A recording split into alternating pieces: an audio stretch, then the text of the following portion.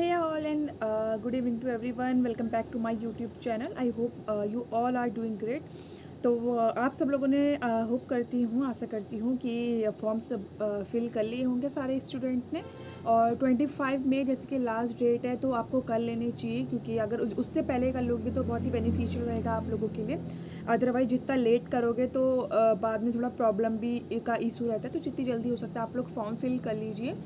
और बहुत सारे बच्चे मेरे से पूछते थे एलिजिबिलिटी क्राइटेरिया क्या है हमारे लिए, मतलब ये सब चीज़ें। ठीक है, तो मैं आपको बता दूं।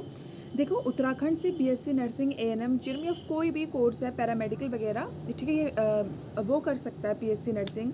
फिलहाल मैं यहाँ पर आपको बता रही हूँ कि BSc nursing, ANM, GNM, paramedical यहाँ से वही कर सकता है जिनके पास उत्तराखंड का डोमिसाइल होगा।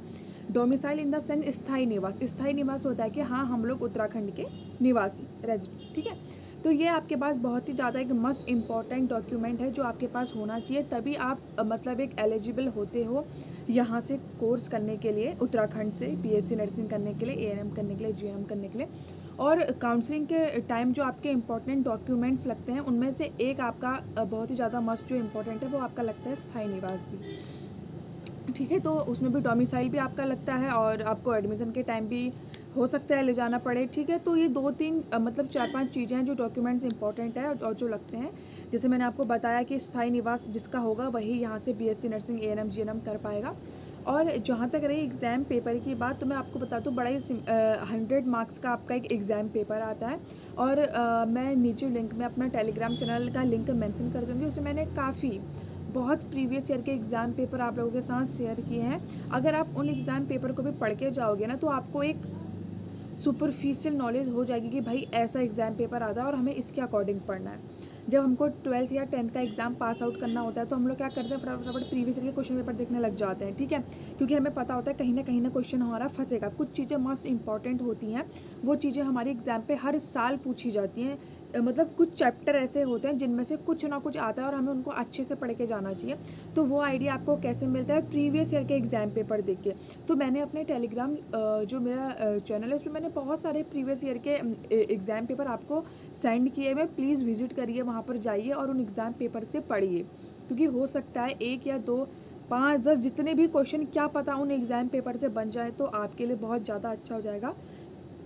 सॉरी, क्योंकि जब हम लोग कॉम्पिटिटिव एग्ज़ाम की प्रिपरेशन करते हैं, तो एक एक नंबर बहुत ज़्यादा मायने रखता है। एक एक नंबर से बच्चे सेलेक्ट होते हैं। एक नंबर से अगर आपका दोस्त आगे निकल जाएगा, आप पीछे रह जाओगे, तो उस टाइम बहुत बड़ा दुख होता है। तो प्लीज़ अपने एक एक नंबर सेव करिए और जाइए और टेलीग्राम चैनल पर उन प्रीवियस ईयर के एग्ज़ाम पेपर को पढ़िए। और एग्ज़ाम पेपर का पैटर्न बता दूं मैं, जो एंट्रेंस का आता है, बड़ा सिंपल आता है। 100 नंबर का पेपर होता है आपका, 100 मार्क्स का। कोई नेगेटिव मार्किंग होती नहीं है, तो तुक्का आराम से लगा सकते हो आप लोग। कभी कभी होता है ना कि सही चला जाता है, नेगेटिव मार्किंग है नहीं तो सारे क्वेश्चन अटैम्प्ट करिए, क्योंकि नेगेटिव मार्किंग में कोई डर है नहीं, अपने मन से भी तुक्का लगाइए।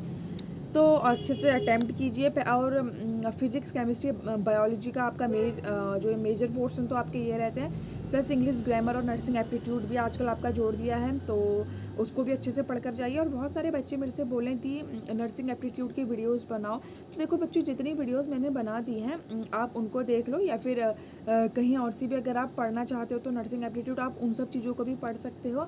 और फिज़िक्स, केमिस्ट्री, जो बायो है वो आपको खुद से पढ़नी है, और मैंने उसके इम्पॉर्टेंट टॉपिक जितने भी हैं सारे शेयर कर रखे हैं। ठीक है, सारे मैंने अपने यूट्यूब चैनल पर पहले से ही डाल चुकी हूँ, कैसे पढ़ना है, क्या पढ़ना है, और मतलब जितना भी कितना इंपॉर्टेंट चीज़ें पढ़कर जाने। तो प्लीज़ आप उनको देखिए, बार बार डालूंगी तो कोई फ़ायदा है नहीं। और तैयारी आपको खुद से करनी है, मैं यहाँ से जितना भी जोर लगा लूँ, एट लास्ट आपको खुद से पढ़ाई करनी है। तो प्लीज़ जो चीज़ समझ नहीं आ रही, फिजिक्स, केमिस्ट्री, बायो, तो बहुत ही ज़्यादा इंपॉर्टेंट चीज़ है, प्लीज़ उनको अच्छे से कवर कीजिए। एनसीईआरटी को बिल्कुल एक एक वर्ड कहते हैं ना, चार्ट, मतलब बिल्कुल उसको अच्छे से वो कर लीजिए, जितना हो सकता है उतना अच्छे से एनसीईआरटी पढ़िए।